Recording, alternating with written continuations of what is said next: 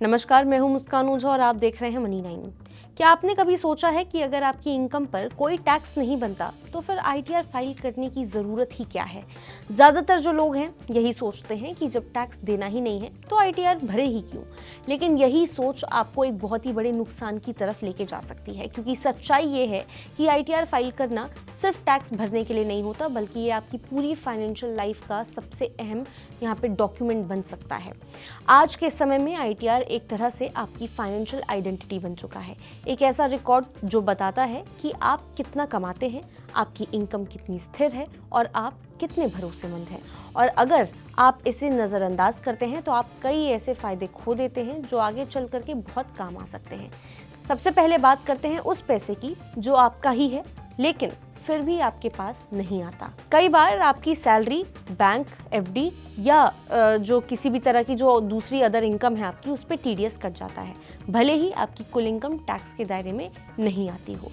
लेकिन अगर आपने आईटीआर फाइल नहीं किया है तो वो पैसा आपको वापस भी नहीं मिलने वाला। यानी आपने कमाया, टैक्स कटा, लेकिन रिफंड लेने के लिए आपने कोई कदम ही नहीं उठाया।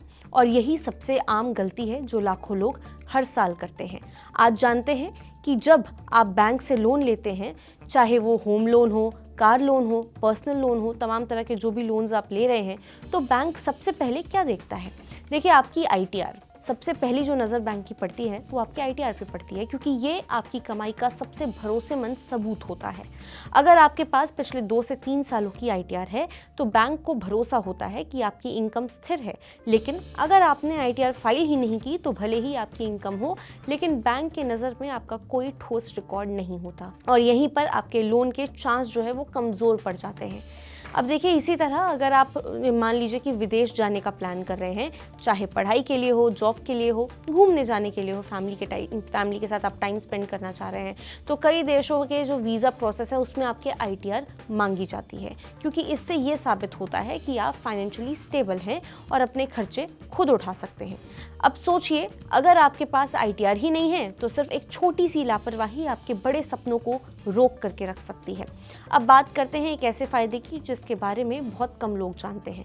अगर आपने शेयर मार्केट में नुकसान उठाया है या आपके बिजनेस में यहाँ पे किसी भी तरह का आपको घाटा देखने को मिला है, तो आप उसे आने वाले सालों में एडजस्ट कर सकते हैं और अपने टैक्स को कम कर सकते हैं। लेकिन ये फायदा तभी मिलता है जब आपने समय पर अपना जो आईटीआर है वो फाइल किया हो। अगर आपने आईटीआर फाइल नहीं किया तो आपका जो नुकसान है वो भी आपके किसी काम का नहीं रहने वाला है। आईटीआर सिर्फ टैक्स और लोन तक सीमित नहीं है, ये एक ऐसा डॉक्यूमेंट है जो आपकी पूरी फाइनेंशियल क्रेडिबिलिटी बनाता है। कई सरकारी योजनाओं में, सब्सिडी में और यहाँ तक कि कुछ बिजनेस मौकों में भी आईटीआर की ज़रूरत पड़ती है। यानी अगर आपने आईटीआर फाइल नहीं किया तो आप खुद के लिए तमाम तरह के दरवाजे बंद कर रहे हैं। अब ज़रा इसे पूरी तस्वीर को एक साथ देखने की कोशिश कीजिए। एक तरफ आप सोचते हैं कि मुझे टैक्स नहीं देना, इसीलिए आईटीआर ज़रूरी नहीं है, और दूसरी तरफ यहाँ पे आप अपना टीडीएस रिफंड खो देते हैं, लोन के मौके कमज़ोर कर देते हैं, वीज़ा में दिक्कत खड़ी कर लेते हैं और भविष्य के टैक्स बेनिफिट्स भी यहाँ पे आप गवा बैठते हैं। सबसे बड़ी बात यह है कि ये नुकसान आपको तुरंत नज़र नहीं आता, लेकिन जब आपको अचानक पैसों की ज़रूरत होती है या जब कोई बड़ा मौका आपके सामने आने वाला होता है, तब आपको एहसास होता है कि आईटीआर फाइल न करने की कितनी बड़ी गलती आपसे हो गई है और आप ये कर बैठे हैं ये गलती। आज के डिजिटल दौर में हर ट्रांजैक्शन रिकॉर्ड हो रहा है, हर इनकम ट्रैक हो रही है। ऐसे में आईटीआर फाइल करना सिर्फ एक फॉर्म भरना नहीं है, बल्कि अपनी फाइनेंशियल प्रोफाइल को मजबूत करना है। ये एक ऐसा कदम है जो आज छोटा ज़रूर लगता है, लेकिन भविष्य में बहुत बड़ा फर्क डाल सकता है। इसीलिए एक्सपर्ट्स हमेशा यही सलाह देते हैं कि चाहे आपकी इनकम टैक्सेबल हो या ना हो, आपको आईटीआर ज़रूर फाइल करना चाहिए, क्योंकि ये सिर्फ टैक्स का मामला नहीं है, ये आपकी फाइनेंशियल प्लानिंग और फ्यूचर सिक्योरिटी का हिस्सा है। अब फैसला आपके हाथ में है कि आप सिर्फ यहाँ पे ज़ीरो टैक्स देख करके आईटीआर को नज़रअंदाज करेंगे या फिर समझदारी दिखा करके अपनी फाइनेंशियल आइडेंटिटी को मजबूत बनाएंगे। याद रखिए, पैसे कमाना ज़रूरी है, लेकिन उसे सही तरीके से मैनेज करना उससे भी ज़्यादा ज़रूरी है, और आईटीआर उसी मैनेजमेंट का पहला और सबसे आसान कदम है। आप इस बारे में क्या सोचते हैं? क्या कुछ हैं आपके थॉट्स? आप हमें कमेंट करके ज़रूर बता सकते हैं। तब तक के लिए देखते रहिए मनी 9।